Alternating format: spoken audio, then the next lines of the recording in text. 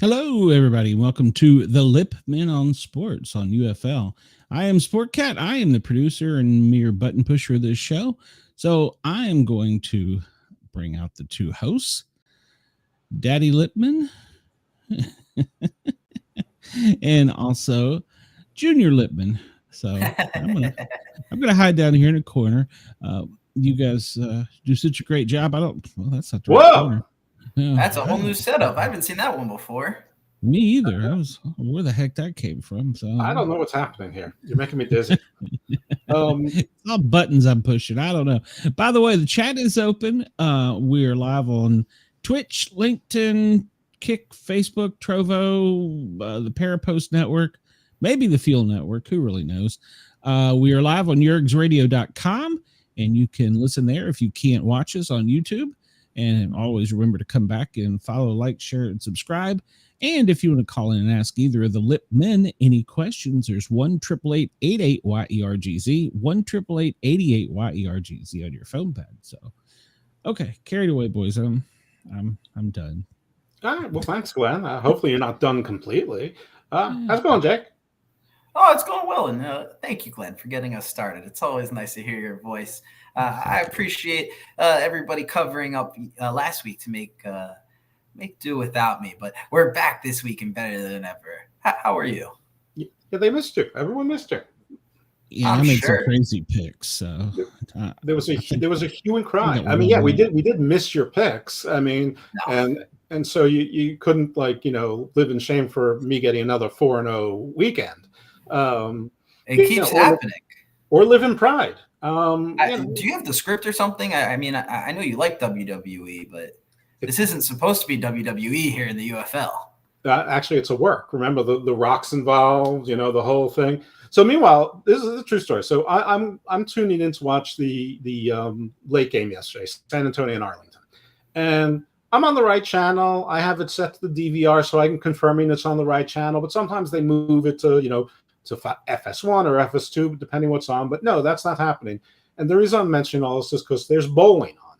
And it's the Pro Bowling Association on a major network. I'm like, what is going on here? And then all of a sudden, like, I'm sure I'm in a fever dream because whoever wins, Baron Corbin, the wrestler, comes over to him and presents the guy with a WWE title belt with, I guess, PBA side plates on it as part of his prize, which is probably like a $599 value or whatever it is.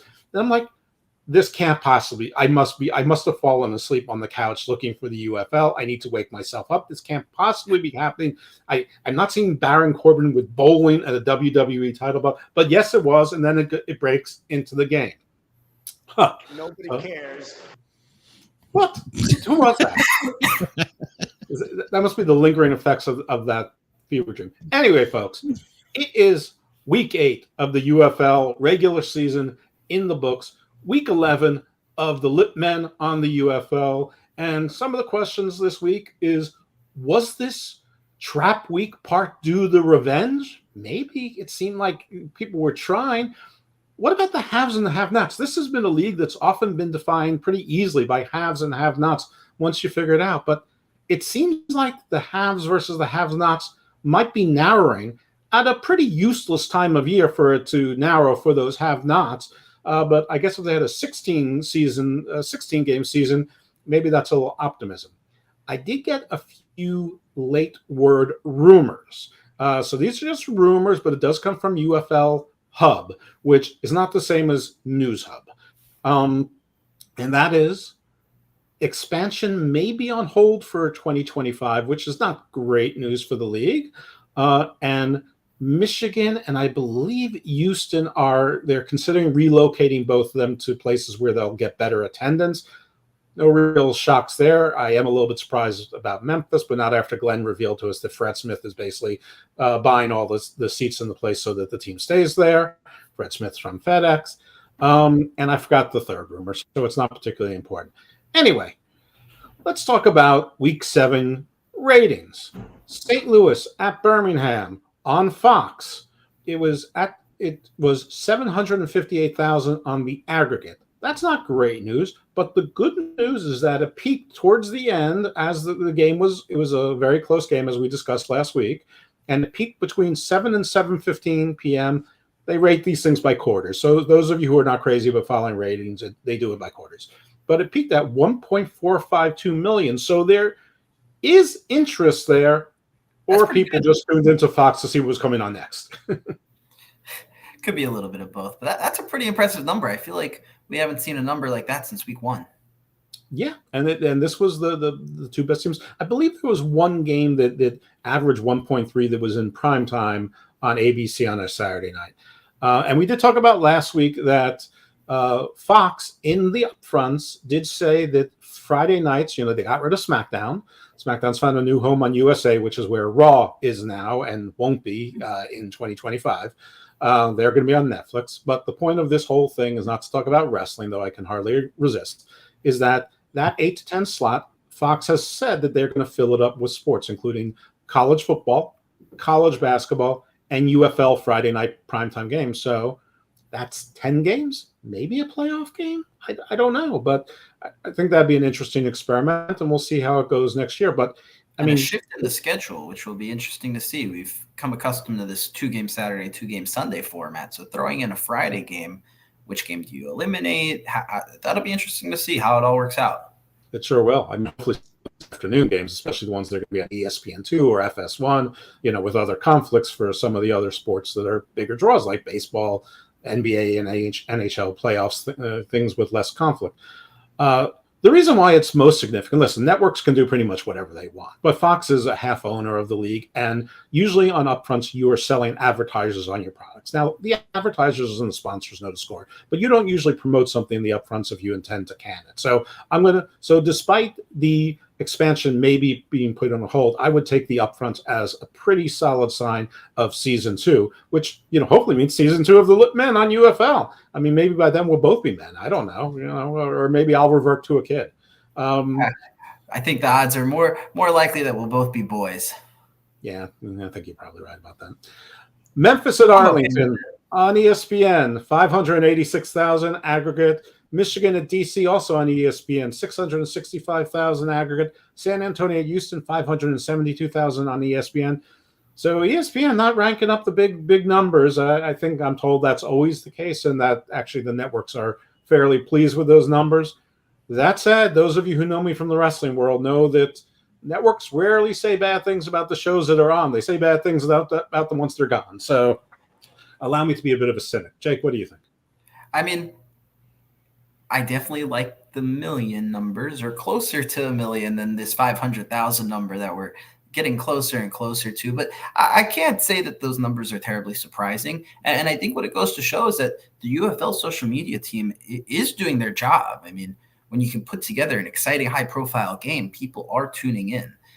And especially when you consider it's the St. Louis Battlehawks with 40,000 people in the stands, I think that shows that they are doing the right things on social media, and the UFL, their strategy is working. And going back to what you opened with, is if we're pausing expansion, that is what's most promising to me. I think as we can get the talent spread across the league a little bit better, and maybe attract some higher level talent, I think those numbers consistently will go up. But I definitely, there is a little bit of a pause when you go from 1.4 million and then you say 556,000 right after. So definitely two different sides of the coin, but I think there is some promise there. And I've been kind of cynical on the league so far with all their numbers, ratings, viewership, attendance.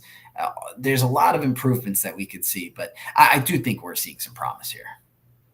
I agree. And I think that maybe the relocation of two teams rumor sort of is consistent with pausing expansion rumor, because you don't want to expand if you're going to move into 2 new cities as well, because you don't want to have to market in 6 cities or 10 cities, depending on what your marketing is going to be. You may just want to focus on those 2 cities and getting a healthier league with healthier fan bases. I mean, there was a gentleman on one of the Facebook groups who said they should give Orlando a team, but they shouldn't call them Orlando. They should call them Florida, and they should play 5 games in 5 different Florida cities. I'm like, I understand where you're going with that, but logistically and money-wise, that's very difficult to plan. It's very expensive. You have to get the stadium availability for all of those dates. And it sort of undercuts the point of building a local fan base. Like almost every other sport, tries to get a city, not a state. I mean, maybe if you're in, Colorado, you're only going to have one major league town, but they still call them the Denver Broncos. But Arizona may go for a wider berth just because that's their marketing choice. But usually, your fan base is from your city and suburban areas. So I don't know. And at first I agreed with you, but thinking about it more, I do think it could make sense in this format, especially this format where the teams aren't practicing in that city. So it's eliminating a lot of that community outreach that they can do and bonding with the community, as opposed to the NFL where, if you live nearby Owings Mills, Maryland, where the practice facility is, you're going to see those Ravens players at the grocery store and restaurants. In the UFL, you don't get that because they're training in Texas and then they're flying to wherever the stadium is, whether it's a home or an away game.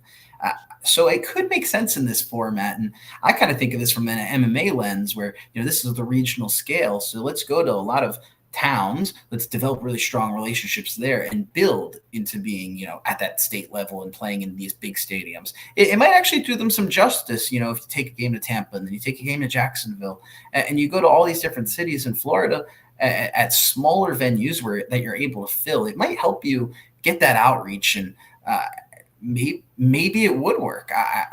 I'm coming around to this idea the more I think about it. So I don't think that's what they would do. I think it's too untraditional, and I think in something as pricey and expensive as this, you're going to stick with what works, what is a good game plan, and you're going to take as little risks as possible. I mean, the investment itself is enough of a risk. So I don't know, but I do like that idea. I could see that working. I just don't think they have the budget for that kind of travel. Let's also be, if you make a schedule and you want to get the Tampa Bay Stadium, let's just say you want it for today, you want it May 20th. And it turns out that Metallica is there May 20th. You have to change the entire schedule around the Metallica concert because you're not bumping Metallica. Or you get Miami for May 20th and Taylor Swift decides to go on concert and she was going to be in Miami, but only if she goes 12 days instead of 9. They're bumping you right out of there for Taylor Swift. So I don't know. I think the beggars can't be choosers. And listen, I don't know if you reserve a stadium, if it's absolutely yours or if they reserve rights or whatever. I'm not that deep into it. But anyway, interesting thought. Just wanted to pass that along. Listen, people are talking and people are thinking about ideas. So, and that's a good thing. Absolutely. The more engagement, the better. I'm getting into more fights on Twitter. It's very exciting. I've had to mute some people. I blocked a couple people. The usual. I'm polarizing. So, couple pieces of news. Back in like week 2 or 3, we noted that there was a union grievance filed because the players of the week were not getting their bonus. This union grievance was resolved not by settling the player of the week bonus situation, but in some ways something maybe unprecedented and I think better. They decided upon a player raise for all of the players. Now, it didn't say how much. It could be $25 for all I know. But a raise for everybody instead of those bonuses is good. Now, I've had pushback from that saying, yeah, but it's going to hinder the competitiveness. The players aren't going to try. I think the players are out there to win anyway. But I think a raise for everybody is a sign that the league has more money than anticipated. And I would think other kind of incentivized bonuses are coming next, but I actually think a raise for all the players, even if it's $1,000 each of them for the season, is better than a player of the week bonus, which was $1,000, by the way. Yeah, and you know what? I think I have a couple thoughts about this, and we talked about this at the beginning of the season a lot. Each of the players are making the exact same amount of money. It's not like the quarterback's getting paid more than the kicker. Everybody's getting paid the same. So I think every player that's in this league, especially since it's not established, nobody's out here for, everybody's obviously out here for the money, but nobody's out here for the money. They're here to get themselves to the next level, to get to the real money. Every day is a competition to prove you're better than every single person on the field, not just the people in your position group. So I think with a level set payroll, I like that idea of just boosting up everybody's pay. Especially if you're trying to develop football in the future generation. What do they tell you as a kid? Football's a team sport. There's no I in team. So player of the week, that goes against everything. But saying, here, you guys are doing great. The league is being successful. We're finding some profits. Let's trickle down some money to you. Here's a little Christmas bonus. I I think that's better. And if the bonus is only $1,000 for player of the week, 8 teams are playing. There's 4 different games on national broadcasts potentially. $1,000 doesn't cut it for me. That doesn't motivate me as a player. But knowing that everybody on my team is going to get a raise at the end of the year if we do well in the league's financially, strong, or there's at least the possibility of everybody getting that raise. I don't know. I like that a lot, and I think for the players, that's what's most important, because we're here to motivate the players and get them and develop them into the next level. And I think by making sure that they're paid enough so that they can do this full time and not have to get another job and focus on other things, I think that's all you can ask for. Yep. Well, I think there's room for both, but I actually think this is good, and I think it goes into effect this season. There weren't a lot of details on it. The press release was very sparse on all of it. Didn't say the amount, didn't say when, but I'm presuming that if they make $55,000 a year, which is what they make, if the agreement was to $56,000, I believe that they'll get that this year. As far as incentives are concerned, I'm for all incentives, and hopefully they'll be both. What I don't know is if the UFL wasn't just planning to give them a raise next year anyway, and they're like, whatever, we'll do it this way and get rid of this grievance. But whatever, it need not be. Probably a little bit of both. Could, in fact, be. All right, so we know that some of the playoffs and the locations. We got plenty of weeks to talk about that, but Birmingham at Michigan versus Michigan is going to be at Birmingham Saturday, June 8th at 3 p.m., right now slated for ABC. So ABC in a pretty good time slot. Birmingham versus Michigan should be an amazing game. Wearing my Michigan shirt, as you all know by now. I don't choose my shirts by accident. A couple of transactions. I don't want to get too crazy with the transactions, but as far as news and notes, A.J. McCarron did not start this week. St. Louis signed a quarterback. D.C. had a bunch of people who went out. Kelvin Harmon, probably their best offensive player. Maybe no probably about it. And also their number 2 quarterback, DeAndre Francois, which, we don't know what he could do or couldn't do, but he's also out for the season, and an offensive tackle, Tommy Champion. I'm not going to tell you I know much about him other than his name is fantastic. But if you lose your top player, your backup quarterback, and one of your tackles, probably doesn't bode well for you. And Te'amu got hurt at the end of the game. And since we're going through injuries during the game, Wes Hills got injured basically on his first offensive play, and is probably out for the rest of the season, which isn't very long. But but I am presuming that doesn't just mean the 2-game regular season. I'm presuming it means the playoffs, but maybe not. I mean, who knows? We'll find out.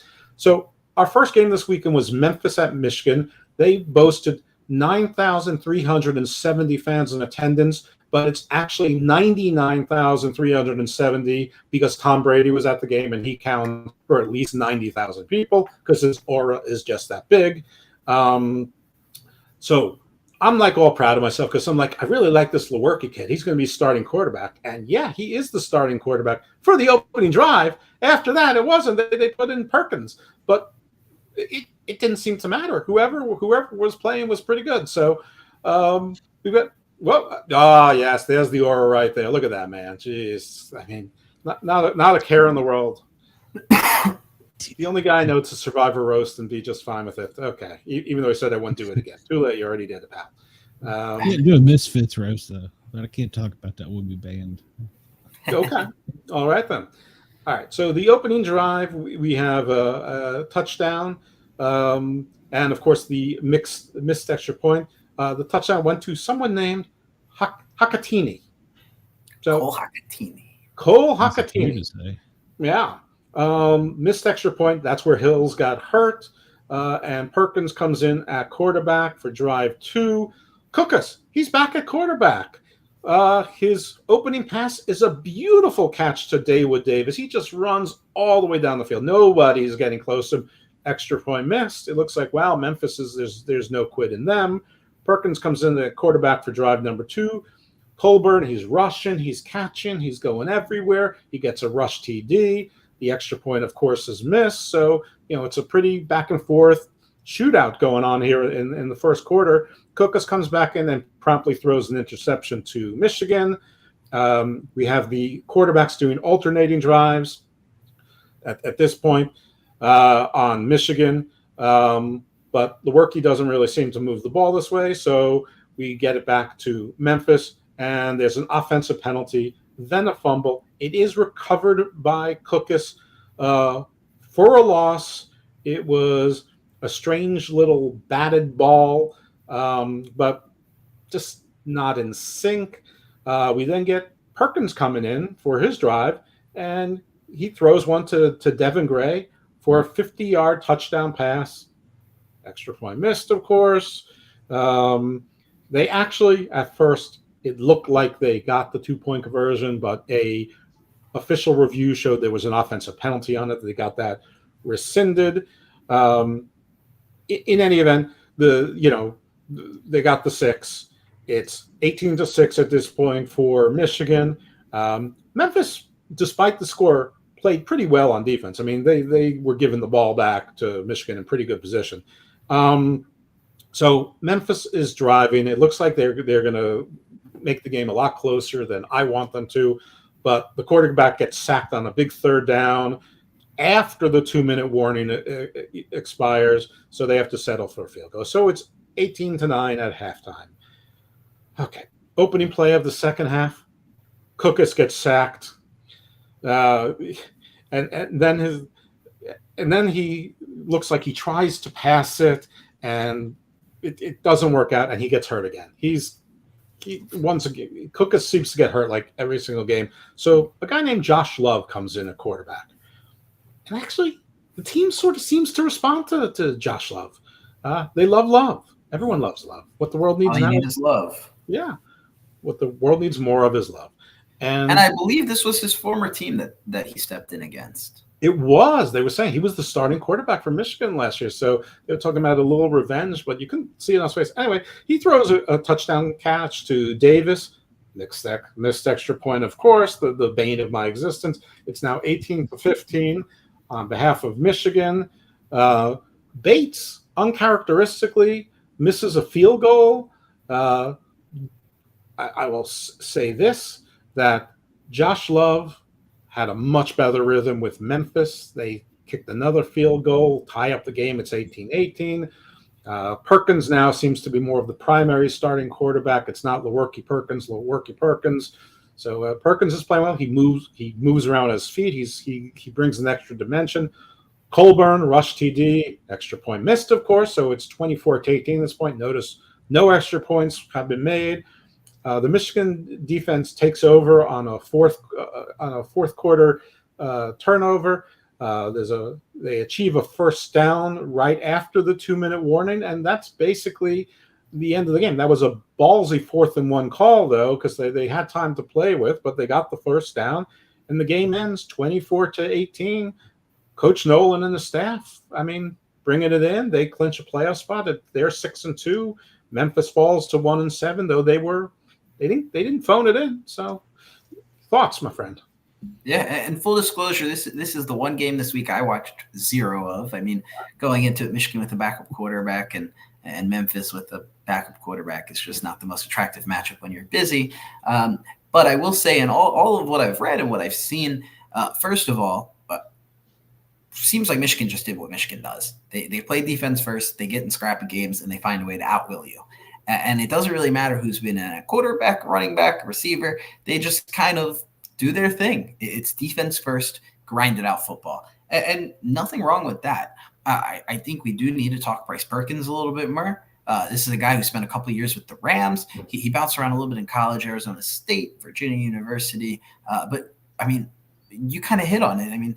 He's a mobile quarterback. He's comfortable on his feet, and he's a guy that you can move the pocket with, and that's where he thrives. So I think the season's over, but I think they'll be able to find some new ways to be interesting on offense for these last couple of weeks. And I think for Bryce Perkins, this is an amazing opportunity for a guy who, like I said, he spent some time with the Rams. He might have been on the practice squad when they won the Super Bowl, but he spent about 2 or 3 years with them, and this is a guy, put some good film on tape, and you know what? You can be seeing yourself as a third quarterback in the NFL next year. So it'll be very interesting to see what he does. And when you look at his stats, he was 7 of 9, so he was hyper efficient, 106 yards on the air, and he's got a touchdown, and he was able to run the ball a little bit. And I think Colburn, who we talked about a lot, he had a great game. On the stat line, 93 yards, 2 touchdowns. What more can you ask for him? And I think when you look at it, you actually said that you thought Love looked a lot better than Cookus. So just reading the stats again, I didn't watch this game live, so I can only speak to what I know. But Case Cookus, 10 for 16, 179 yards, a touchdown, and an interception. Not a bad line. Josh Love, 9 of 12 for 56 yards and 1 touchdown. He threw for 123 more yards, Cookus, than Love. So Love was a little bit more efficient. Cookus was going down the field.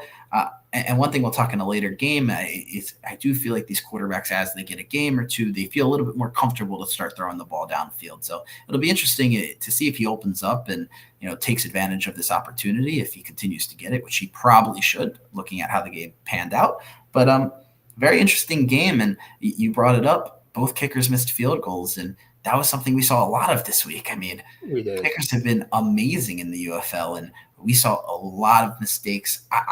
It was raining over by me, so I don't know if the weather had some sort of impact on it, but some really bad kicking this week, which is very abnormal for the UFL. But that's not what that I've got on this game. Yes, not that we need to belabor a conversation about the Memphis quarterbacks, because it may well be the least important thing of the week. And it still counts. But a lot of those yards was that one pass to David Davis, which, that was at least 50 yards of it. And while Love didn't throw very dramatically, watching the team, they just seemed to operate more like a football team and play a more controlled offense and just seemed a little bit less chaotic. But you're right, the numbers are undramatic. So anyway, ESPN2 aired Houston at Birmingham before a crowd of 10,245 people. Reed Sinnett was at quarterback, and in the first drive, he throws an interception, and Birmingham catches it. They bring it back to their own 48. Then Houston has a defensive penalty, so it turns a 1st and 10 to a 1st and 5. So at this point now they're on Houston's, I guess, 43. They were on the Houston 48. Martinez gets the start at quarterback. Shouldn't be a controversy, but there was some question last week as to whether they would start sitting players. And I remember my position, which was, of course, the correct one, is like, no, you're still going for playoff positioning. You're not sitting anyone yet. Maybe next week you do, or maybe week 9. I'm not even sure about that. But anyway, didn't happen. Deion Kane, touchdown pass. Extra point miss. So even our vaunted Birmingham team, which did show some weaknesses last week, though they didn't repeat the special teams botches that they did. And apparently only one of their starting linebackers from the beginning of the season is still in the lineup now, but they still have a pretty terrific defense. Michigan and Birmingham still are the most professional football teams to play. San Antonio might be the most unpredictable and interesting in different ways. Nolan Henderson comes in at quarterback for drive 2. They like this kid. There's a lot of talk that he should have been getting the start way earlier, probably 3 or 4 games ago, probably should have, but I guess they didn't want to give up. Anyway, he doesn't do much with his first drive. There's a kickoff, and Birmingham returns it to the 50. Benjamin Victor, former Raven, at least for 2 games, had a touchdown catch where he broke 2 tackles. Great effort. The extra point was missed, which is the norm here. Maybe I should only start talking about what the extra points are converted. Those are shocking. They pretty much are. So now Sinnett is back in. First play, false start. So I don't even know what's happening here. But then Mark Thompson comes in with what I think Houston's been waiting to see more of all year, a gigantic touchdown run. And Hall with a 2-point good conversion. So all of a sudden, it goes from 12-0 to 12-8. There was a coach's super challenge on there being no holding call on the offense. It was not upheld. Weird choice. Skip Holtz has now done this 2 weeks in a row where he's done super challenges on strange plays for non-penalty calls. He won his challenge last week, so I guess my criticism was, but it didn't. I don't know. It felt like a gimme, but this one wasn't. You lose a timeout. Maybe that's going to come into play. It's a short. It's a close game at this point. Henderson back at quarterback. and we get a missed field goal. Birmingham, they advance 4 field goals, so it's now 15-8 field goal. Then Martinez comes in and throws a big interception to Houston, giving them hope. Mark Thompson with his second rush touchdown. They missed their extra point, of course, so it's now 15-14. But then Martinez sort of redeems himself with a rush TD. There was a 2-point conversion to Jonah Thomas, but there was a crazy penalty and it was overturned. So we're sitting at 21-14 at this point. So Birmingham, not their best game, but they craftily continue to, keep the lead up. We get to the second half. We have a pass from Martinez to Amari Rogers, who he was the offensive penalty earlier in the game, so he redeems himself. They do a 3-point conversion to Jordan Thomas, so now it's 28-14. So now Birmingham, they're like sort of showing off. But Nolan Henderson showing legs of his own. He rushes for a touchdown during the extra point conversion. Not just as it missed, but it's an interception, but it doesn't matter on an extra point. So score stands at 28-20. Martinez with a second rush TD. I think he accounted for 5 touchdowns this game, 2 rushing, 3 passes. There was a 1-point conversion made by Roundtree the third. So we're now at 35-20. There's a 4th and 1 late in the game with Houston having the ball. They fumble. Henderson gets hurt. Birmingham recovers. And you think the game is over there, but it's not. There's a Braden Bowman touchdown catch for Houston, and there is a 2-point conversion. So it is now 35-28, but those of you who are faint of heart, don't worry, fear not. Birmingham ends up winning the game. The score remains where it is, 35-28. So despite cracks in their armor the last 2 weeks and making it a lot closer than I think anyone in Birmingham wanted to see, they remain 8-0, 15-game winning streak, and Houston is at 1-7. So, Houston didn't quit just like Memphis didn't quit. So I guess some credit to their coaching staff, but Houston's defense not looking great, but their offense didn't do them any favors. Jake, your thoughts on this one? Yeah, that was Birmingham's 15th win in a row dating back to last year. That's impressive. And I want to say they show no signs of slowing down and stopping now, but they did. This is not the best team that they ever in the world that they played against. This is a team that in the Roughnecks that I've tried to support. Ever since Mark Thompson came back, I've kind of been like, this is the guy that they need to turn around their year. And, that's what they did last year when he came back from being injured. And we finally saw him break out a big play this week. We still haven't seen it from him consistently, but, Birmingham's just doing the thing. They're winning game after game after game, and it should be no hot take that Martinez is going to be the MVP of the league. I don't think you bench him for Matt Corral. I get it. You want Corral to get film, but I don't like it when players sit too long before the playoffs. I think it always fails in the NFL. Year after year, you see it not work for teams. You see quarterbacks and offensive lines be all screwed up. I just don't like it. Excuse me. But Adrian Martinez, 3 passing touchdowns to 3 different receivers. You mentioned Amari Rogers, Deion Kane, and Benjamin Victor. He then had 2 rushing touchdowns to add to it, so a 5-touchdown performance. He contributed in all of their scores. That doesn't include the fact that this week he had 6 carries for 44 yards. That's a great 8 yards per carry right there, and not a number that's easy to accomplish. And when you think about it, he's been running a lot more than 6 and throwing a lot less than the 31 times that he did this week. So I think it shows the confidence and the trust they have in him. He's doing more with less, which is very impressive, something that you want to see out of a quarterback. If there's a shoe-in for the NFL after this, besides Jake Bates, because despite his miss, he's still a shoe-in, I think it's this guy. I don't know how Adrian Martinez does not get an opportunity with an NFL team now. And take the Ravens for an example. They have an old Josh Johnson and a bunch of young guys competing for the job. Well, Adrian Martinez is still young too. This guy has the sky's the limit for him. His potential out the wazoo, and he's put this team in a position where they can win the entire thing. And so I think they're positioned well. don't rest the starters. Keep them in that flow all the way through until you win the championship, and then you can rest your starters. But I mean, this was a gutsy win. It was a gutsy performance from the Roughnecks. And I think that this is a game for Birmingham that it's one of those games that builds character. It's not the ideal win, but for the long term, this win is very beneficial for them.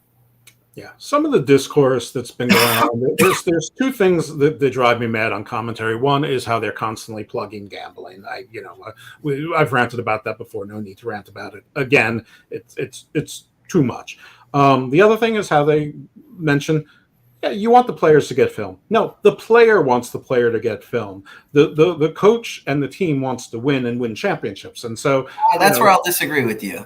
Yes, the player wants film. That's why the player is here. The player is here to make a little bit of money and get to the league. But I think that it's in the team's best interest as well for the players to get film and make it to the league.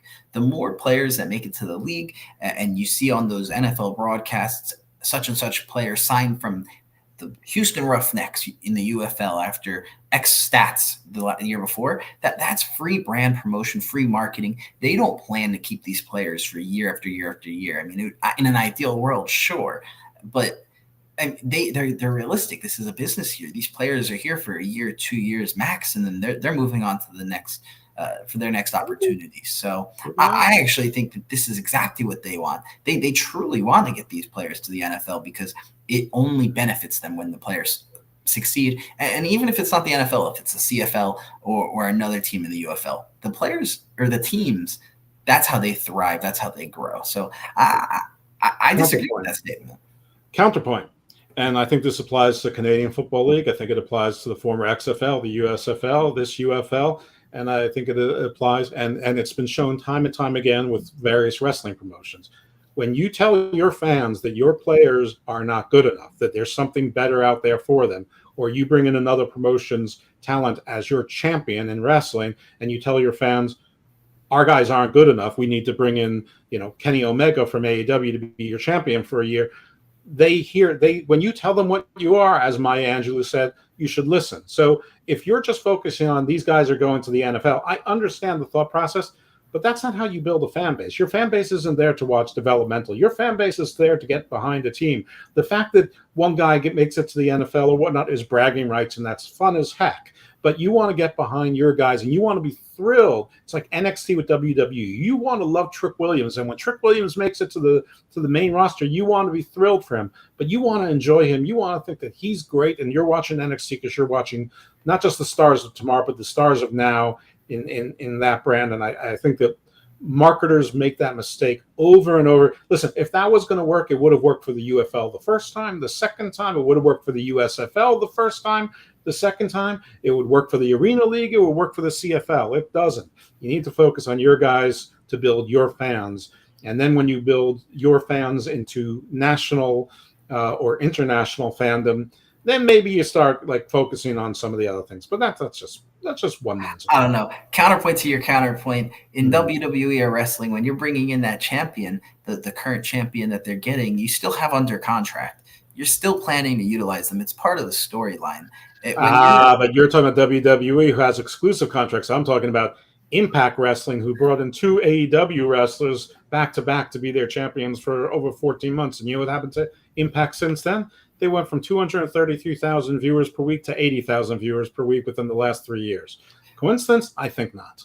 Yeah, but it's a difference when your current champion's getting replaced with someone else's champion. If you have someone that goes to the championship and they go to the next level, then you're replacing them with someone new and someone fresh that brings something different to your fans. And I think when you're looking at a football league like the UFL, I mean, this is a developmental league. Who are the fans of the UFL? Well, it's the players' families and friends who are following them. And it's the community, the die-hard football fans that want to say, I saw this player from the ground up. I was a fan of this player before he even got to the league. And so that's that unity and pride of the league. And I think you see it in MMA is the easiest correlation, or soccer. You see guys from different leagues around the world making it to the Premier League and thriving. And that makes those leagues from around the world stand out and shine and prove that they're legitimate and prove that they can develop talent. Same thing with MMA. You see 8 LFA fighters on a card, and you're like, wow, the LFA is really good. Or CFFC, you see 5 CFFC fighters, and 3 of them were champions on a card, and you're like, wow, like, this is impressive. This is something that I want to check out. And this is the approach that the UFL needs to take. They're not the top of the top. They're not the cream of the crop. They are at the bottom. They're building their way up to the top, and you got to build some way. I believe that ancillary side effect will happen anyway by players advancing to the NFL. College football is built on players being drafted, but college football doesn't say we're developmental for the NFL. They're like, no, watch the Ohio State University. But that's in the name. It's college. College is development. You have to kind of promote what you are, and college in and of itself means development. So they don't need to promote that because it's a given. The UFL needs to promote that. It's not a given. It's not obvious. Glenn? Take what let's just use a recent example here. Caitlin Clark. I mean, college basketball, female, she's probably going to be one of the greatest of all time. Who really followed the Indiana WNBA team before this? Now they've got ESPN contracts. They're on prime time. Last I looked, they had one, but they're selling out home games. It is about players. It's about the players and how they develop them. And they're of course they're down on Caitlin. Well, she's not doing this. She's 4 games in. Come on, give me a break. 3-4 games in. So yeah, it's all about that. It's a player. Well, you know what I have to add to this? El gato no tienes los zapatos. I'm sorry, this is only an English broadcast. Well, just like Tommaso Ciampa said in defending Timothy Thatcher, it makes perfect sense. So anyway, back.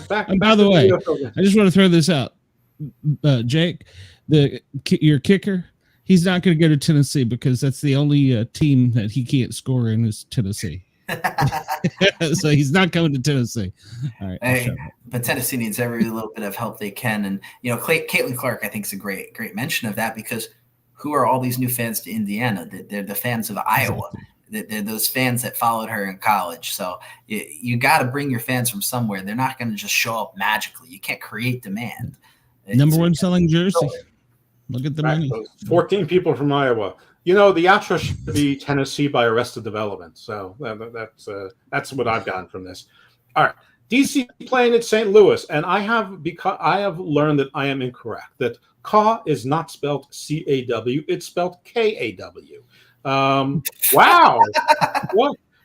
What in the Independence Civil War is going on there? They just need to change their logo. Oh my goodness! Look at you! Oh, holy moly! White House down type of stuff. You're going to put us on watch lists right now. I mean, the Secret Service is knocking on my door immediately, and that's going to come in. You'll be next. I swear, I didn't do it. I have no interest in doing it. I knew nothing about it. Seriously, this is one case where I am innocent. Sheesh. All right, so. St. Louis against the St. Louis Cardinals home game still has 32,403 fans. No Tom Brady. So I'm not giving them 30 extra thousand people, Tom Brady or Kurt Warner. In fact, 32,403 people were there. St. Louis, a win and they're in. That is the story of this game. Can they do it without their starting quarterback, A.J. McCarron? So they're starting a quarterback by the name of Wilkins Jr. I mean, that's not his first name. That's his last name, Wilkins Jr. Huh? Manny Wilkins. Manny. I don't know why I cannot remember Manny. So he's a quarterback. He also a little bit like Perkins. He can run a bit. He was getting a little bit more comfortable as the game was going on. This first half, we're barely going to talk about it because it was a snooze fest. It was basically 9-6 St. Louis at halftime. But when we open up the game, first drive. I think Wilkins gets a little bit more comfortable. Things going. Sailors, he's been pretty powerful all season. He's on up games and down games, but he rushed for a touchdown almost immediately. But DC, they're not giving up. Their tight end Ellis gets a touchdown catch, and they make the 2-point conversion, believe it or not. And they're actually ahead, 14-9 at this point. But St. Louis just goes up and down the field, and Gallman II has another rush TD. The 2-point conversion is in fact made. So at this point, it is. Sorry, was it 2-point conversion?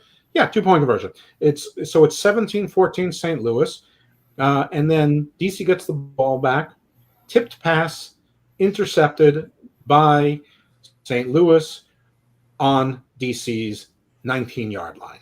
So looking bad, but DC's defense not throwing in the towel. They get a stop, and it's a field goal. So, they get points, but not as many points as you want if you get the ball on somebody's 19. But it's now 20-14. We get DC not quitting, get a touchdown catch to Ty Scott with a point conversion. I mean, DC doing extra point conversions like nobody's business. By the way, the league total in extra point conversions actually went down from 3, 2, and 1 point. Doesn't matter. All of it is below 42%.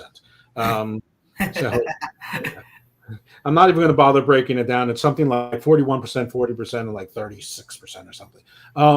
Anyway, it's 21-20 at this point. DC's ahead, but Sailors with a big run, and then there's a penalty to add insult to injury. So they end up on the 2-yard line. Gallman a second rushing TD. Extra point missed. It's 26-21 at that point. Ta'amu, he gets sacked and hurt in the fourth quarter. Not only is it the fourth quarter, but DC did not get a playoff before the 2-minute warning. So they wasted sort of that. And Ta'amu is sacked with 55 seconds left. They actually got lucky because the refs reset the clock to give them 10 more seconds. Didn't really matter. There was a super challenge by DC. It was lost. They lost the timeout, but it didn't matter at this point. It was only 55 seconds. So, at this point, you had nothing to lose. And so Jalen McClendon is at quarterback if you're interested. It was 4th and out. St. Louis with a big stop there. We never got to see if there was going to be a 4th and 12 attempt here because time ran out. St. Louis is going to the playoffs. They're 6-2. DC is another one of the 1-7 teams, but they didn't give up. They also played scrappy-do football. I've hated DC all year, and I picked them. I told you I surprised myself in picking them this week. I was just like, without AJ McCarron, like DC is going to do what DC does. They're going to defend. They don't have offense, but they defend. And they put up a fight. I mean, Manny Wilkins, he's a guy that he's more straight line speed than acceleration and agility. But he did well. He stood in the pocket. He moved around well. He was affected by Hakeem Butler getting hurt like 2 or 3 different times throughout the game. I don't know what his status is moving into next week. That would be a huge blow to them. I mean, that's a guy that had like 300-yard weeks in a row, leads the league in receiving yards. And if anybody would be the MVP over Adrian Martinez, it would go to Hakeem Butler, which just says so much because wide receivers don't get MVP. But when you look at this game, I mean, it was a scrappy, chippy game. It is a DC game. And they went into the Battle Dome and they fought the Battlehawks. And it was a very good game. I think when you look at the numbers, DC actually had more yardage than St. Louis, which is very interesting considering the final score of the game. I think St. Louis was able to play into their home field advantage. So it's going to be very interesting if AJ McCarron can't play. What do they do on the road? I mean, we've talked a lot about there not really being home field advantage, but with a backup quarterback, and especially with St. Louis's home field advantage, what is home field advantage? Are we going to find out now right before the playoffs? So I think it's very interesting to look at that. And I think just to hit on DC a little bit, I think Ta'amu, he threw the ball 40 times at about a 50% clip. And I think he only had 100-something yards. Let me cheat. He's not good. Yeah, 196 yards, 2 touchdowns, 2 picks. And those picks were more of the same. He has all the physical talent in the world, but one he threw way in front of the receiver. I think the other was just a bad pass that got tipped and right into the defender's hand. I don't know. The fact that Francois is hurt is rough. You mentioned Jalen McClendon. He came in. I believe he was a former Baylor guy, and he was very fun to watch. If this is the right guy that I'm thinking of in my head, but I think we didn't really see much of Jalen McClendon to really make any judgment. I think this at that point, their D-line was getting pressure on every play. I think DC was just mentally broken at the very end of the game, despite fighting and clawing back. And you mentioned Ty Scott at one point, and he had his best game of the year. No Kelvin Harmon, and Ty Scott was able to become that number 1 receiver. And we saw Chris Rowland, little number 12. I mean, he was in at running back a little bit. They put him in the slot again. I mean, they had guys stepping up. They did what they could do. They kept playing good defense, which is as common as we get with DC. And all the same, just as common with DC, they took another L. And so I don't know. I can't believe I took DC, but I can't say I'm disappointed. I mean, the game kind of played out the way I expected it to. Well, the problem with Shields Up, there's that poll that says that the 90% of men think about the Roman Empire every single day of their lives. And I'm not sure that's true with me, though it has been true ever since I heard that quote, just because I think about that quote every day. However, going to the Roman Empire, the thing about when you have your shields up is that you have to have your spearmen behind you with the spears out, and you have to have the legionnaires or the centurions with their short swords down. So that's the whole thing. You have the sheroes up, butt them, and if the guy goes back that way, the spearman goes like that. If he goes like that, the short sword cuts him in the Achilles. And that's how you win without taking casts. So spears up is only half of the equation, fellows. So that's your free coaching advice from me for future years. I'm good if I'm in war in the trenches now. Damn right. So there's another piece of discourse going on out there, and I know this doesn't go into our game necessarily, but there's a lot of people complaining that the difference between the Fox commentary and ESPN commentary, that ESPN is so much inferior and tanking it. I don't know if this extends to ABC. I have to be honest with you. I don't pay that much attention to commentary because they're always talking about gambling, but I find the format of the games, it's very formulaic. I don't find much different between network to network. They have the same order. They talk to the military personnel at the same time. Both of the sideline reporters basically are beautiful California blonde-looking women. I mean, I feel like it's all sort of the same. It's just the official and the review booth, and they're both quite good. So is this just me not paying attention to commentary, or is this people looking for something to complain about?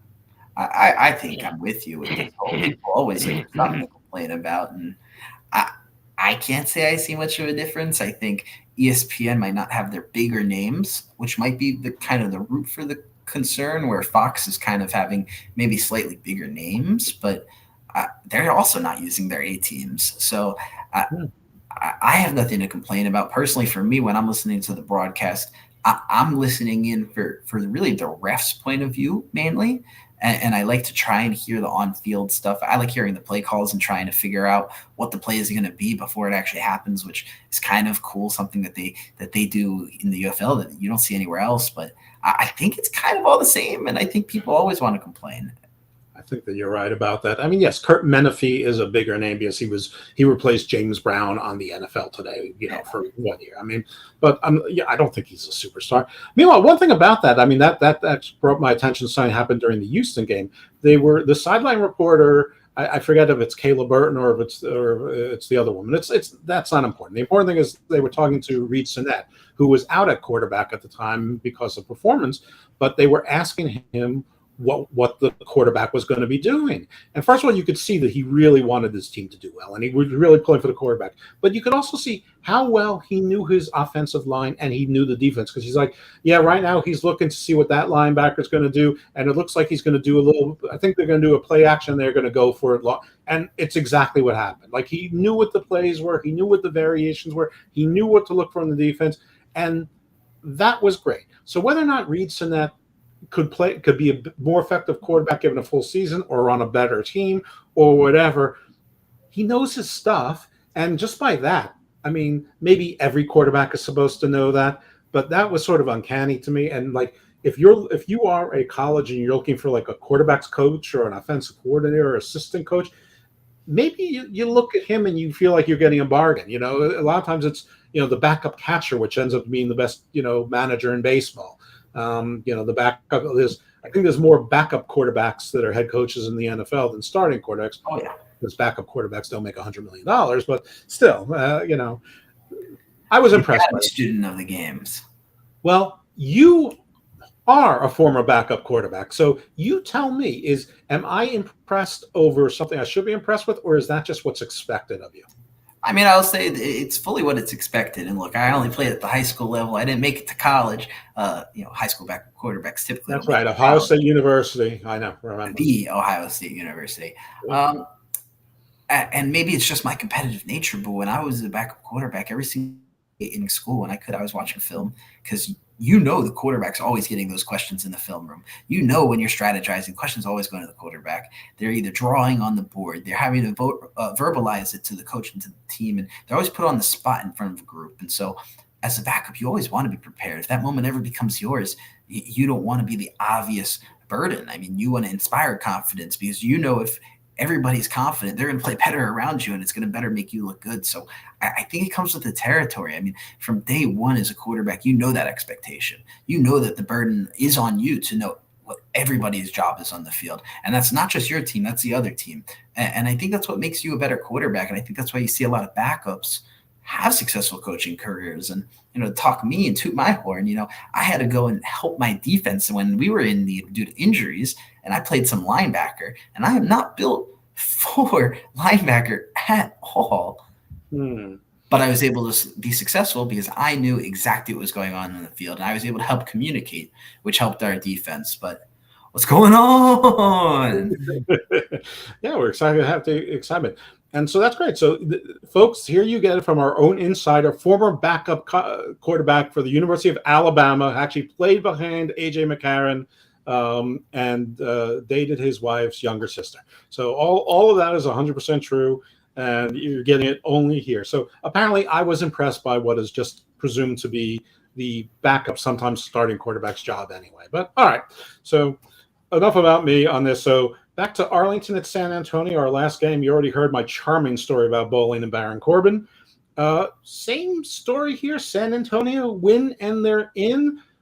Like a lot of the other games, who's the quarterback? We don't know. Quinton Dormandy is back in at starting quarterback for San Antonio. Probably good news. Some people were saying that they think Chase Garbers is going to be back next week. I'm not sure if you put him in. I think maybe you stick with Dormandy. They've had a fair amount of success with whomever. But anyway, let's get into the game. So we have both this. I believe this is the only game where both Lovett and McFarland were active. That may not be correct, but they were both certainly active on the field. There was early run in the game by McFarland, and then a swing pass to McFarland, and he took that touchdown catch. He ran through everybody, 52 yards, basically in the opening drive. San Antonio does strange things all the time, and some of those things are spectacular. And they're the most interesting team to watch because they're so chaotic and they're so unpredictable, except they seem to manage to win. They have the same record as St. Louis and Michigan, but they play so differently, except that their defense is tenacious. I mean, given their colors, they are sort of like the killer bees. I mean, they're sort of undersized and fly around all over the place. And that's kind of become their thing. But I'm happy you paused because Sportcat put a comment on the screen, and I want to hear him satisfy the fans' needs. It's the best you got. I got. Wow, that was so reminiscent of Catwoman. I believe that was more of Michelle Pfeiffer than a Halle Berry or or the Kravitz girl. So woman, sorry. All right. So back to the game. So it's 7-0. We have San Antonio playing a stout defense basically through the entire half. Ellison, who's the third running back, he's in there, so he's active. He's sort of like a bull. He sort of his game is mostly go down the middle. Though at some point they had him go to the side when they had the strong big lineup in. It was set just to go straight on in, and they refused to do this for reasons I can't possibly understand. Every time you think you're going to trick a defense, like 9 out of 10 times, you don't trick the defense. Anyway, San Antonio scores a field goal, so it's 10-0. Again, Arlington can't convert anything. Luis Perez looks unflappable, but I just don't know if he lacks emotion, period. San Antonio gets the ball again. Another field goal. It's 13-0. Looks like it's going to be a blowout. Arlington does manage to convert a field goal. And then we have a second touchdown catch by McFarland, a successful extra point conversion for 1, and it's 20-3 at the half. And we think that we're going to get a laugher from San Antonio. But that is just not the way the UFL works, which maybe is a good thing because no game is necessarily ever quite over. There have been very few blowouts, and ironically, one of them was, in fact, Arlington last week with its 1 win of the year, which I picked. I think you picked it also. I did, and then I picked them this week as well. Yeah, okay, well, I saw a lot of people getting sort of bitten by that. And listen, I was not feeling confident in the San Antonio, and guess what? They gave me reason not to be confident. So anyway, the second half, you have Lindsey Scott coming in at quarterback, and I know there's going to be a lot of Lindsey. You should just start Lindsey Scott the rest of the season. And, Luis Perez has great numbers except for wins and losses this year. But I think you do have to start Lindsey Scott to give you what you want to see what he's going to give you. And in this case, he had a 30-yard run. Now, this is not just a 30-yard run. This is not like where Adrian Martinez or like a Lamar Jackson, someone finds an open seam and just keeps on going. No, he runs for like maybe 7 or 8 yards, and nobody can tackle him. Literally, he's moving forward, and there's 1, 2, 3, 4, 5 people on him, and he just keeps moving forward. You'd think he's like, who? You think he was Christian Okoye from Kansas City 25 years ago? I mean, or like Bam Morris or Natrone Means or Bam Morris, or not Bam Morris. Well, I said that already. Jerome Bettis, like some gigantic, Sam Gash. Anyway, I don't need to list every big running back of all time. This is a rather small quarterback, and he is just moving the pocket. I swear, at probably 15 to 20 yards of it at least was him just going forward and refusing to be tackled. And the refs, to their credit, didn't whistle it dead. Usually you try and protect the quarterback, but he was never stopped. He's just moving forward, and they're letting him. I mean, I know they're not letting him on purpose, but like, you're allowed to hit somebody above the knee. You can hit their thigh. I'd never seen anything like it. I mean, it was beautiful and terrible at the same time. Anyway, that results in a Canella TD catch, extra point missed. It's 9-20 at this point. San Antonio still ahead. Arlington, there's a punt for Arlington. Arlington's player touches the ball. I think he intended the fair catch or just let it drop, but it touches him. Almost was disastrous, but he manages to recover it. So Arlington averts disaster. So you're feeling, hey, maybe things are changing. Maybe the worm is turning here. Maybe Arlington's, got some go on it. But not so much. And at this point, San Antonio gets the ball back. Corey Latimer, by the way, is all over this game. He had like 6 passes for 110 yards. I think he had at least a 7th for another 15 or 20 yards.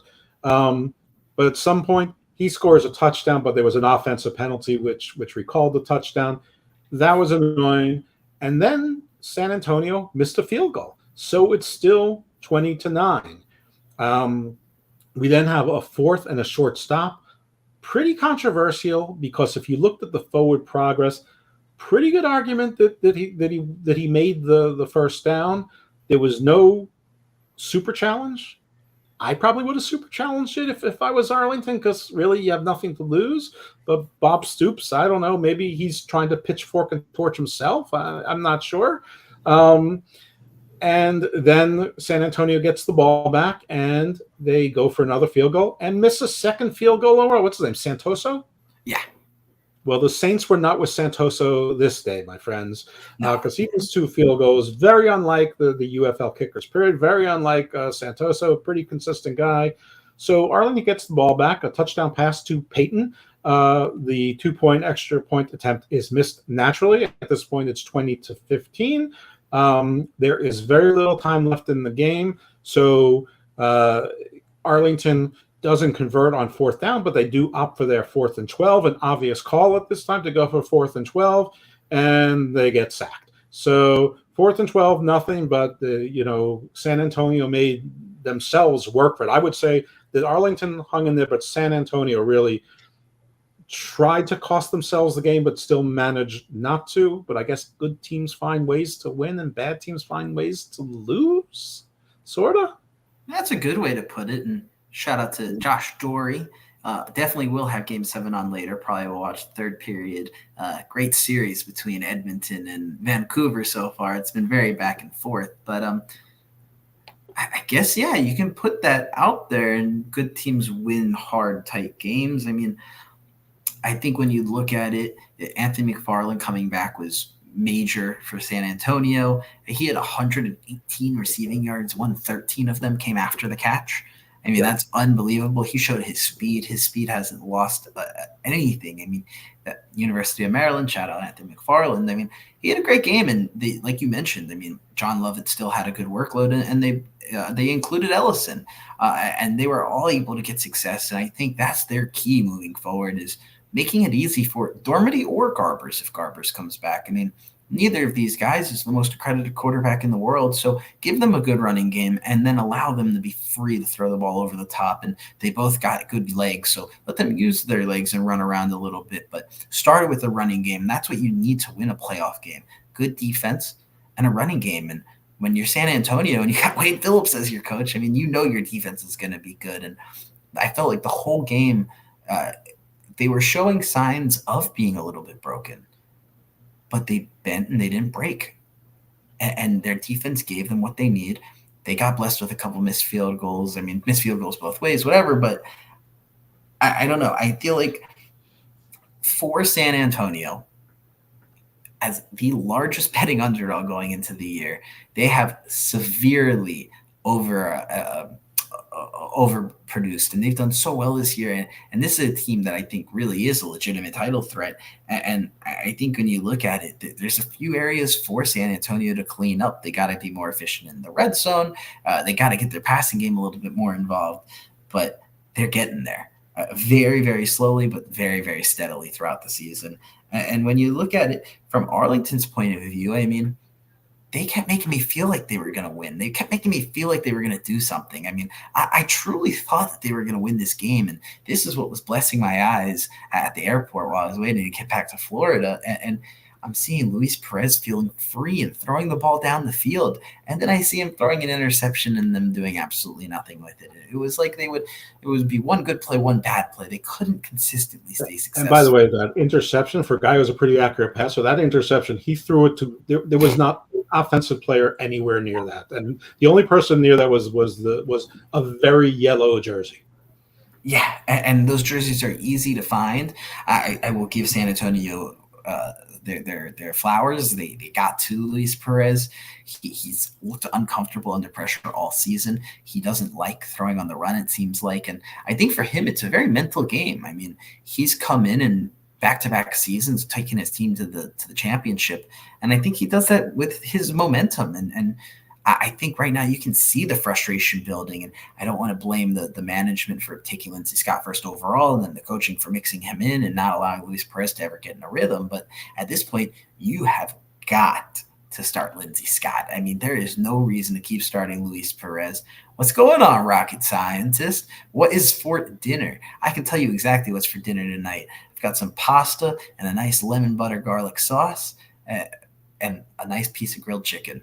And it's going to be delicious, and I'm going to be fat after I make some vegetables probably and have maybe some dessert afterwards. We'll see how wild we get tonight. But back to the game, I think that I just think that for San Antonio, their future is bright. And for Arlington, they've got to try everything. Ooh, sushi. Sushi sounds like gas. But for Arlington, they've just got to do whatever they've got to do. They've got to try and find a way to see some sort of promise going into next year. See if you got some players that might be able to stick with you. Try and get these guys that have NFL potential, a shot at it, and let's move on to next season, because it's been a rough go of it for the Renegades. It sure has. And just a few notes from the close of Week 8. We have 3 teams that are 1-7, which is embarrassing. DC is officially eliminated from the playoffs, and the playoff picture with San Antonio and St. Louis is still unclear. They have the same record. I believe one has a win over the other, but that division, it's unlike where Birmingham and Michigan, the positions pretty much no matter what, Birmingham wins that division, and Michigan is in the second position. St. Louis and San Antonio very much still up for grabs. Big question mark with St. Louis is, will McCarron play quarterback or not, or will they rally around the youngster? Can Hakeem Butler, who has a tendency to get hit in the ribs and get hurt for a while when he gets hit in the ribs? I mean, that's, if there's a hole in his game, he's a little bit brittle. He's long and lean, but he's been long and lean as long as he's played football. And Randy Moss was long and lean also, and didn't miss a lot of games. Hakeem Butler, I don't think he's missed a lot of games, but he misses with times. What's my favorite? Sody. You know what? This is going to probably, you know what? If I don't drink a lot of soda, I try to limit myself to one soda a week. But so I really enjoy a Coke. If I only have a Coke a week, I think it tastes absolutely delicious. But if I had to pick one, I'm going to go with a Dr. Brown's cream soda. You just can't beat it. So, yep. San Antonio 6-2. They have won 3 games in 3 very strange ways. 2 basically by last moment miracles. This one by the other team basically doing everything it could do to not win the game, plus a good defensive stand. But that's our week. That's the week in football. I, of course, went 4-0. How do you do this week? I believe it was the 3rd week in a row at 2-2. Can't say I'm proud of it. Can't say I'm too terribly surprised. I think you can be proud of your old man. I keep taking sleeper picks. I keep having hope in the wrong teams, the wrong players, and I keep getting my 2 confident picks right and my 2 toss-ups wrong. Mm-hmm. Okay, very good. All right. Well, speaking of that, well, there's a question, but speaking of that, if Sportscat will pull it up, what are our games next week? And we'll do our picks. Panthers and Rangers. I have no idea. I don't follow hockey. I'm not from Canada. You know what? That's actually a very good game. Those are 2 teams that I've probably followed the most in the playoffs. Capitals got demolished. And then so, you know, I got friends that are Panthers fans. I got friends that are Rangers fans. So those are the 2 teams that have had my attention. And the Rangers are a very, very interesting team. I think they might be the better team. But I think the Panthers can score goals in bunches. So I give me Rangers in 7. But the Panthers are going to look very good in this series. Okay, look at that. Did you see that the college hockey putt that what is it called? A goal. Boy, I'm sorry. Yeah, he did a putt. He did a goal. No, the goal where it looked like he had stickum on it, and he came up on the high side and over. They said that's like the greatest shot ever. Did you all see that? Yeah, I mean, crazy goal, and honestly, the playoffs have been pretty fun to watch. All told, I think there's been some really crazy highlights and some impressive things. Yes. Actually, I'm more of a Nashville fan, but they suck. So. Well, you just like all Predators, including Sportscats. That's right. Well, week 9, we have the Battlehawks versus the Renegades. So that will be, of course, in Arlington. Yeah, the question is McCarron, but I don't really think it changes my answer. I'm going to go with KAR. Ka is the law. I'm going to go with St. Louis. I don't think it matters if they're in Arlington. No one's been showing up to those games. Nobody will show up to those games. And Luis Perez, if he ever looked like someone who had a fire in him, it looks like the fire is out. And, you know, back to that talk about maybe a Florida team going all over the state. Maybe let's move one of the Texas teams to California and one to like Ohio or New York and let them travel around. And let's just have one team there because and they can travel around too. But with that said, St. Louis Battlehawks, I think the only way Arlington can win this game is if Lindsey Scott comes in and nobody expects it and their defense isn't prepared and A.J. McCarron misses the game and then Lindsey Scott plays perfect. I think it's going to be very, very hard for Arlington to do it at this point. I've had trust in them all year, and they've let me down time after time. And even if Hakeem Butler is hurt, even if A.J. McCarron's out, I have confidence in St. Louis, and I think that the odds makers will as well. I think if A.J. McCarron's back, you might see St. Louis as like minus 1,000 favorites. It'll be something crazy. Yeah, St. Louis is a very balanced team. They have a very tenacious defense. They have a very dynamic offense when McCarron's in there, but honestly, Perkins did a pretty good job, and he got better as the game went on. But all right, so we're in agreement on that. St. Louis. What's next up there, Sportscat? Birmingham at San Antonio. Wow. In the Alamodome. This is a fun game. It sure is. Wow. Okay. I like San Antonio a lot. They're a lot of fun to watch. They do a whole lot of things. Birmingham has not been playing their best football the last couple of weeks. They have a lot of things to straighten out. It's a possible championship game preview, but San Antonio, just too many things have gone right for them to win too many games. I think Birmingham straightens out. They fixed their special teams this week. I think they're going to fix some of their other stuff this week. Maribel wasn't in the game. I don't think Birmingham loses this game. I think they advance to 9-0. I don't think that Martinez sits this week either. I think that Michigan is still too close in their rearview mirror. And he's going for an MVP also. And he didn't play 2 games. And I think that, the whole team is probably pulling from get the MVP, and maybe part of them regret him not playing those 2 games so that he could have those stats there. And I think they're going to make it up to him.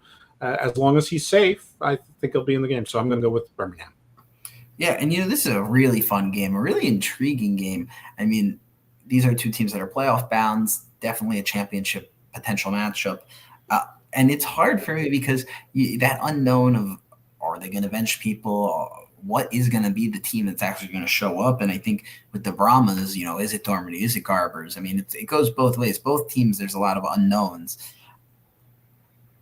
I like how the Brahmas offense looks with Anthony McFarland. And that might make me I told myself going into this, be smart. Don't pick the risky sides of the toss-ups, but let's have some fun here. I don't know. The Brahmas looked good. I love Wade Phillips. Birmingham, I feel like, is bound for a loss. They might do something stupid like start Matt Corral, even though you have the MVP who's been slinging it and running and killing it. Let me go against the grain. Let me take the Brahmas here. Anthony McFarland had a breakout game, and I think he's only going to keep doing more and more with time. So let me go with the Brahmas. McFarland looked great this week. He sure did. That's what I think they've been wanting to. They've seen sparks of it, but I think this was the first full complete game. Yeah. All right, so we have a disagreement there. So we know that we're not going to have the same record this week going in. So that's exciting. Always is. Yeah. Okay, Top Cat, what's next? So a question: can you have a tie game in the UFL? Well, Bottom Cat, Jake, you should watch what you're saying. Now, Top Cat's an old cartoon where he was like the gang leader of the stray cats. And he's Top Cat. He's like, I'm Top Cat here. See, I'm Top Cat around here. You're showing your age. So can you have a tie game in the UFL? Is it possible? I believe it is possible because I think the rules are that you have 3 successive. I know that they alternate. I don't think so. 3. I'm pretty sure it's designed that if it goes to overtime, there will be a winner, and it'll go until it can't go ananymore. I'm pretty sure. I might be wrong. I'm pretty sure. I'm gonna go with a tie. DC Defenders at Memphis. At 0-0. Yeah. Quite awesome. Yeah, and it'll be a bunch of missed extra points. Oh wow, DC Defenders get a touchdown. Yeah, this game is surprisingly hard for me because I've been saying all year that Memphis is the worst professional football team I have ever seen, but I'm not sure that that's correct anymore. And it's at Memphis. I can't believe I'm going to do this, but I'm picking Memphis. I was about to say pick DC. I dare you. Yeah. No Te'amu, third-string quarterback. DC, I think, has lost all hope. I'm also taking Memphis here. I hope that they show Josh Love again. I hope that they find a way to get their running game started. But regardless, I like their receivers enough. Papele and Josh Adams. Not Josh Adams. Jonathan Adams and what's his face? The tight end. Morticia Adams. Sage Surratt. Yes. And the defense has been very solid all year. Like everybody. I actually think his name. What's Victor's first name? I want to say Jack Victor, but that's the Canadian suit designer. Darius, their running back. Darius Victor. So Darius Victor, I actually believe if there was an offense around him, that he's a good running back. Like, I see him go to the right places. I see him strong. I see his legs moving. Listen, there's a lot of guys like that in the UFL, like Hagens and whatever, that look like they could be good and they just aren't. But I blame everything else on everything else around Memphis. No one looks good there. But I think that this may be that Jack Victor may play Jack Victor. Yes, Jack Victor is going to make them all designer suits. No, Darius Victor is going to surprise everyone with a game. I think they are going to show some love. I heard what you did there earlier. That was clever. And yeah, I'm going to go with Memphis. I cannot believe it. I may even have to wear my Memphis Showboats shirt next week. Yeah, and just to piggyback off that, I think that what Darius Victor brings to the table is the fact that he can play 3 downs. He can pass block, he can run out wide, he can run power, he can pass catch. He can do a little bit of everything, and that's very important. I think that their defense has been all year, and I think DC's defense has been better all year. But I think if you're telling me it's going to be Jalen McClendon versus for his first start, really his first real playing time, versus it doesn't matter who their quarterback is, a backup quarterback who's played multiple times this year, give me the team that has that continuity, especially if they're at home. You know who else can play 3 downs? Oh, me. I just can't play the rest of the game. I was going to say, I don't know if it's 3 and you might have a heart attack. Well, I'm not successfully, not consecutive downs. Just 3 total. All right, Glenn, what do you got for our last game? Tiger Cat. Michigan Panthers versus the Houston Roughnecks at Rice Stadium. Yeah, it's a 2:30 game. Michigan, Houston, they play tight, stingy defense, but Michigan just does what it has to do. It's very, very reminiscent of the 1980s Giants, maybe the late 90s, early 2000 Ravens and Tampa Bay Buccaneers. They tenacious defense. I mean, not as good as those teams, of course, because it's the UFL, not the NFL. Offenses just do enough to win, and the defenses don't give up enough points to as long as they don't make big mistakes. And Michigan hasn't made big mistakes. I'm not sure that they make any mistakes. I mean, losing West Hills can't possibly be good, but I don't know. Colburn did fine, and they have another back also who spells him, but I don't know. They're just a professional team. I think that if Mike Nolan put me in as running back, they might do okay. Well, that's probably an exaggeration, but you get the point. They just go about their business and play well. So Michigan. Well, I don't know if you could tell by my cheese while you were talking, but I think I'm going to do something stupid. I'm going to go against the grain with one of my toss-ups, and this might be setting you up for another 4-0 week with me with another 2-2 week. But I don't know if I'm going to take Michigan here. They clinched their playoff spot, correct? Yep. Yep.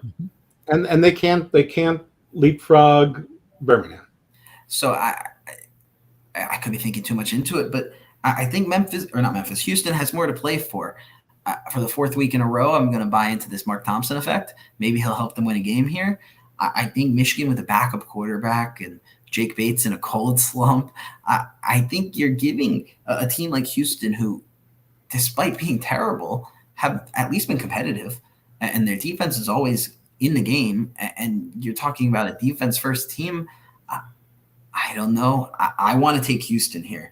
And when I look at it and I think about it, it doesn't sound smart or logical. And I'm going to defy it. I'm going to defy it all.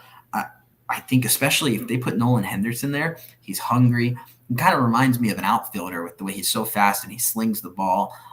An outfielder in baseball. And I don't know. Kiki Chisholm keeps making plays. Justin Hall keeps making plays. Give me Houston here in an upset that I think you'll see a very motivated team with nothing to lose versus a team that's comfortable. And so I think it'll be very, very low scoring, probably very sloppy, very boring. Choose your 2:30 Sunday Fox game accordingly if you get the option between both of these. Are they playing against each other simultaneously again? Are they doing that thing again? That is correct. I have no idea what is the thought process. Well, I guess the Fox Friday night games. They have crap versus crap. I mean, No offense Still. to any of these teams, but DC versus Memphis and Michigan versus Houston. I mean, these are fun sounding games. Yeah, but you're competing against yourself. I mean, which is which is dopey. If you're going to get 700,000 now, you're going to get 500,000 for each or whatever. Anyway, the Friday night games will resolve this. I'm confident or hopeful. In any event, I'm going to say something even stupider when you said, because they're playing at Rice University. Rice is for sumo wrestlers, not for football players. You can't win if you're eating rice. You're playing at Rice University. Houston plays there. Can't win there. Rice is not for football. The end. Wow. Rice is Michigan. That's right. It's science. That's logic. Not just a hat holder, my friends. I found this graphic I was going to show you that is a prediction for next season. You said no expansion. Well, that looks a little odd. There's lots of predictions. And the one thing I've heard, though, listen, I don't know who's a source and who's not a source in this league, but the one thing I've heard is that California and New York are out of the question. They're both too expensive. And I see two teams there in California. I've heard Seattle and Portland as possibilities. I've heard Pittsburgh. I've heard Philadelphia getting the Stars back, New Jersey getting the Generals back, and Orlando getting the Guardians back. And for some reason, Nashville, but I think the Memphis thing is over that. Also, look at the geographic difference of where these teams are. I mean, I know Seattle is further, but I just have to believe that like every dollar is counting in this league. And I'm thinking that places that you can drive to or take quick flights rather than 5 or 6 hour flights, and you can do it in the same day as opposed to staying over in a hotel. I think all of that plays a factor in that, and shorter distances. I don't know. Maybe they're not that cheap. I don't know what the business model is, but I'm hearing no to California. But listen, I hope that I'm hearing incorrect. I hope that it's useless noise, because these are both great towns and big cities with big TV. Not the greatest of fan bases necessarily, but big TV, and it's fun. California. Yeah, in California. People would love a team back. Oakland would love a team back. And I'll keep saying it. I feel like it's lost some heat since the beginning of the year, but Canton, I mean, that is where football, that's the foundation of football. People in Ohio love football. Maybe it doesn't need to be Canton. They already have Cleveland and Cincinnati. I mean, there are cities that are equipped to handle a team. Columbus? That's true. Yeah, Columbus too. I mean, it's a football state. I would love to see something there. So, yeah, it's at the Bulldogs, Ohio Kentucky in the mix, though. And Ohio is close to Western Pennsylvania, which has very much, almost as much football history, especially quarterbacks, as Ohio does. So, hey, it's a easy little drive. Hey, it's an easy drive for West Virginia too, for our very own Shea Asylum. Yeah, that's right. That's right. Right. I had never heard Kentucky thrown in the mix, though. That was one that threw me off. A little surprising. Kentucky again, big football state though. I wouldn't be opposed. Louisville's a nice town. Listen, Louisville is just across the river from Cincinnati, so it's really and Lexington isn't that far, which isn't a big city, but it's basically a 3-city market. It's a fun, beautiful city. Yeah.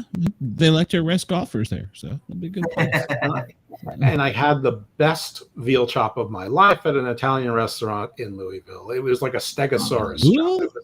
It was, I can believe me. I was as surprised as anybody. I said to the guy, goes, "This is fantastic." And he's like, "Oh, thank you very much, sir. Please come again." And then that's my Italian accent, by the way, which all of my accents sound vaguely Macedonian. I'm not telling you whether it's Balkan Macedonia or Greek Macedonia, because it doesn't matter, because my accent is that bad. So you can guess. I hope that restaurant is still there. I don't remember the name of it, but if you serve the greatest veal chop and you're an Italian restaurant in Louisville, you know who you are, and I still think it's great. And become a fan. Send me your information, and we will promote your show. You can sponsor us too, but it's cheap to sponsor. So what's it only like $1 million for 30 seconds, Glenn? Is that right? I think it gets him a minute. I'm feeling generous. Well, this is Tom Brady. Yeah, Glenn is our business manager, so you can talk to him. He can make those big decisions. This ship's not going to right itself. And Glenn's going to send it to Shay. So we already know this one's Yeah, exactly. Shay will handle it. So we've already got a message out to a professional player during this broadcast, actually. Ooh. So, Well, listen, I've sent messages to professional players. Nobody's responded. I'll let Shay do it. She has some things that we don't. So she has a talent that we do not have. I'm not going to ask you to elaborate on that at all. I'm sure what you mean is charm and personality. Absolutely. I don't know what you were thinking. But Jake is very, very personable. He's very charming. Do your homework. There's some conspiracy theories going on Reddit around week 10 in UFL. Well, yeah, but let's hear it. I mean, we're not on fuel, so we're not limited to an hour. Yes, yeah, we are not on fuel. I confirm that, by the way. There's some conspiracies that it's also the same as the playoffs, and that it was rigged. It's not a conspiracy. It's actually working out that way. I don't think it's rigged because I don't think anybody saw this coming. I would disagree. I think they kind of probably tried to put what they envisioned some of the best teams and best games being at week 10 to kind of drive the hype for the playoffs. I don't think that they thought that there'd be this much differential from the top and the bottom of the league. But I'm pretty certain when they were making those schedules, they said week 10, we need to put some of our best matchups out there. Just turns out that those are the two best teams in both conferences. But I just think that preseason, the people thought that DC and Arlington were going to be a whole lot better. And that could be possible too. Maybe they thought they were setting up, some of the other teams at the top. But I don't know. I don't know. I don't know. The Brahmas seemed like a pretty good team to me the whole way. They did to you, but they didn't to me, and they've surprised me. And then I don't want to go back to our early weeks because I got so much wrong. That's when I did much better. Yeah, including facts. I mean, I just got some facts on like kickoff rules and things like that. So, I take no pride in my wrongitude. What's that? Name pronunciations were rough too. Oh my God, yeah, yeah. I mean, got so much better during the season. Though my picks have been rock solid. So that's what I'm going to hold on to maybe the rest of my life. Because who knows if I'll ever have this kind of batting average again.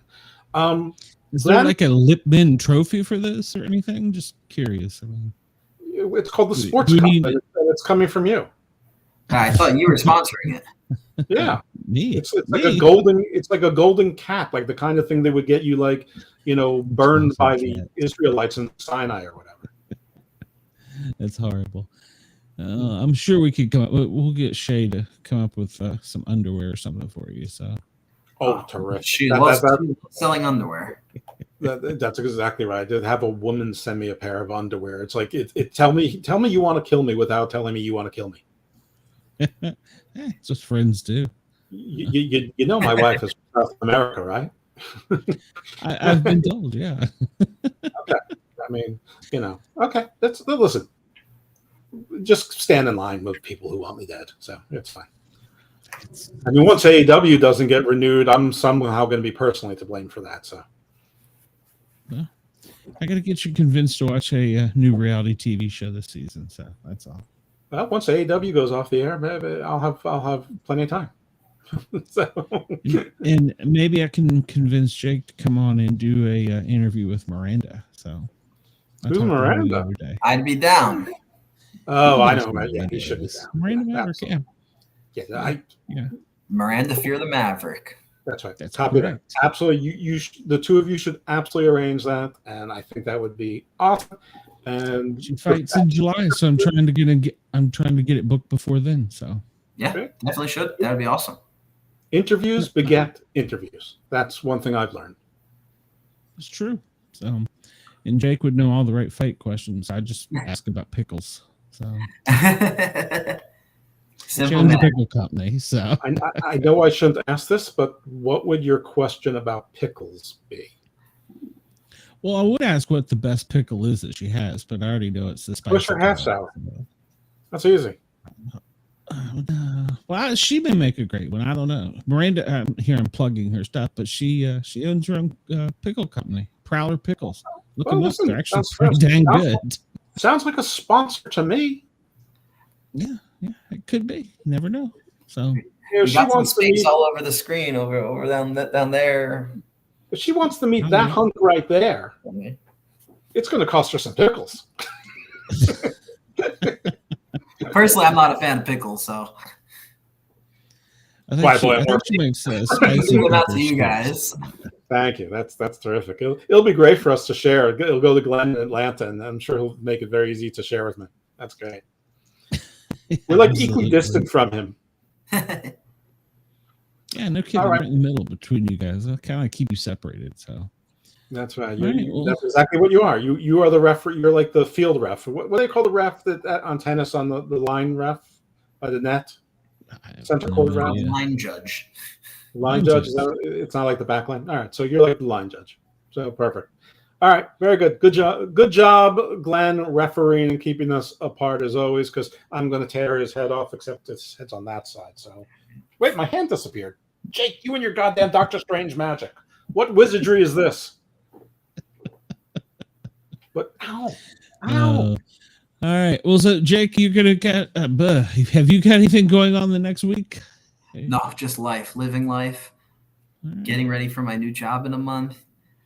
But follow me on Twitter. Thank you. But follow me on Twitter. Throw an underscore right there in between my first and last name. Find me on Twitter. Haven't really been active of late, but we're gonna get back active in the coming days. But appreciate everybody for tuning in and choosing to hang out with us and talk a little UFL football. Off to the 7-minute plug. Yeah, that's why I was going to let him go last. Go ahead, Jeff. Where can we find you? What do you got going on? All right. Well, on Twitter X at ErkersfellMD, if you want the regular me, if you want the misbehaving me, Evil Dose at Garden of Doom. And if you want to listen to my podcasts about all sorts of variety things, Garden of Doom is the primary one. Recent episodes included an episode on the Mayans. And this week I had an episode where I interviewed a horror author, content creator, filmmaker, the whole shebang. She's got stuff on Shudder. She's done it all. And Garden Views is a show that's same sort of variety, but more grounded. And this week we're going back into space with a gentleman named Chris Carberry. He's written quite a bunch of books, including Beer in Space and Music in Space. He's interviewed about 30 astronauts, and he also is the executive director of Explore Mars, a not-for-profit, which maybe can do some work with Space Corps Foundation, which is a not-for-profit I'm involved with. So that could be cool. And I have lined up a few more international attorneys to talk about space and space policies from their various parts of the world. So that's fun, and some other stuff too. I've got a former, well, maybe current, but model, TV news anchor, author, all sorts of stuff going on Garden Views and Garden of Doom. I am booked tomorrow. Not tomorrow. Tomorrow, my parents, Jake's grandparents, are going to be in town. But Wednesday, I'm recording with Reverend Jim Willis, who is terrific, a prolific author, one of the greatest men I know. And he's going to start on the First Nations. It's actually going to be a very easy Garden of Doom where I do almost nothing. And he's going to actually tell the stories the way he was taught to tell them by the shamans and the chiefs, playing the right music. And it's just going to be a thing of beauty. It's not going to be Garden of Doom. It's going to be Garden of Awesomeness whenever I drop that show. And that's cool. And we're going to do as many of those as we can for different regions. Hammerlock Hangover is my wrestling podcast. We haven't done our episode for this week, so we're, since last Thursday, but we will. You can sometimes find me on a popular review, but I'm telling you, I'm skipping the Raw show tonight. I just don't have the energy in me.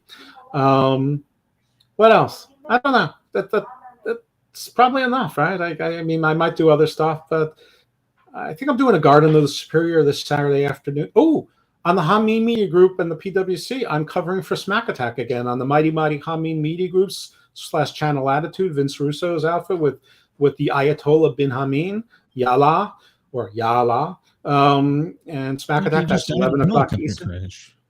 What's that? I thought he just died in a helicopter crash. No, that's different. That was the president. It wasn't the Ayatollah. The Ayatollah always gets away, especially this Ayatollah. Different Ayatollah altogether.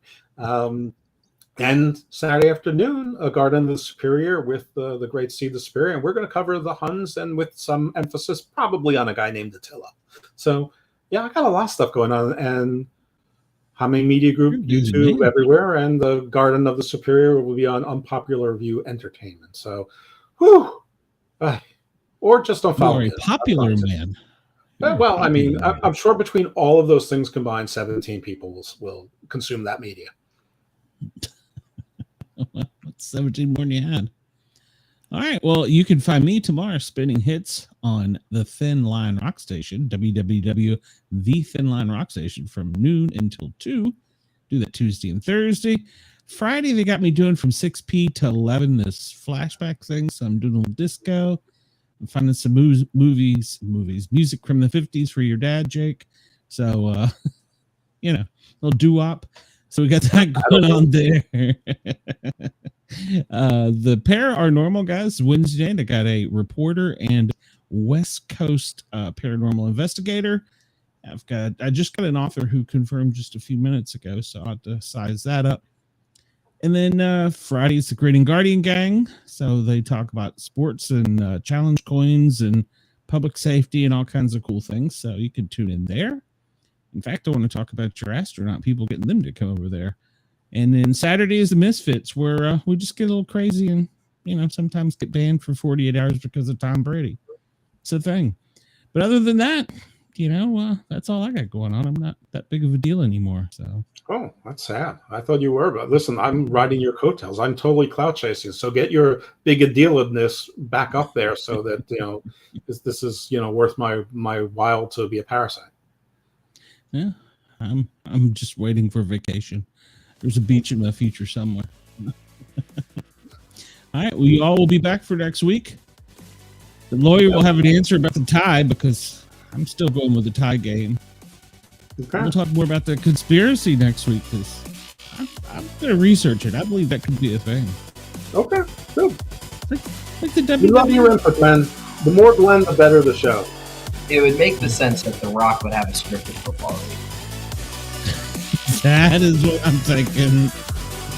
Until next week, ladies. We're in the Matrix. That's right. Until next week, ladies and gentlemen, thank you for tuning in. Please remember to thumbs up, like, follow, and subscribe. And as always, the Sportcat shows can be replayed at any time on YouTube. We are our own Anunnaki.